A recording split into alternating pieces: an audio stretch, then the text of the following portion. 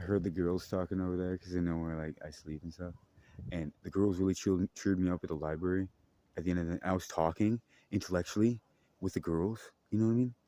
While the group of girls were talking about stuff and similar to what was happening, and I knew all about it, and I was kind of like chiming in, but in a like interested sort of way. When they like literally like moaned, I'm like, oh, I felt that.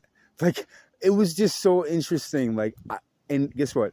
The then the librarian says, oh, we got to tell or Neo to get out of here or something like that.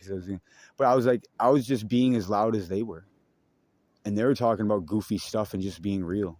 But guess what? When they talk about goofy stuff and actually be real for once, I'm like, oh, finally somebody talking real for once. Thank God. I go, because it's so liberating. It has just somebody talk real for once after all that bullshit. I mean, like, thank God. You know what I mean? And then, I like all the freaking world we live in. I want you to be safe because this nefarious thing has a control over you, and it's like almost a control over your will. It's not good. You have to be liberated from it. Everybody has to grow out of what that kind of was and ascend. They don't want you to ascend the species. They want to control you and confine all this. They don't know how to make an actual way of living that works, because they're trying to destroy because it's deception. Don't listen to the corrupt evil of the world. You know what I mean? It's called of what we do, and the girls are like so like, oh yeah, that one girl I gave the note to.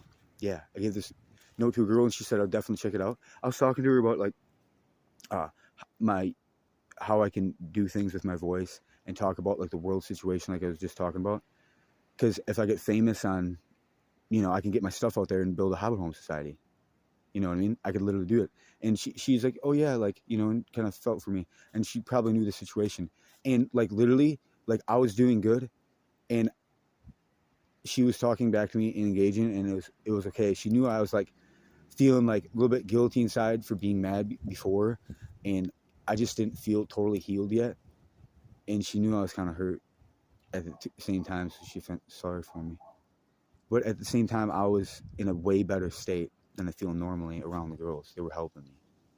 You know what I mean? It's just like, I'm trying to say is I really, really, really, really, really needed the femininity to talk to or whatever. Just because the fact it helps me so much that you wouldn't even believe that if that was away from me the whole day, it's detrimental to my health because that's how bad I really need the nurturement of what that is. Like that is the only thing when I'm a man and my instinct is ready to do what it needs to do like everybody else, and you keep that away, it's like neglected animal doesn't get any love and nobody cares, and that's what it is.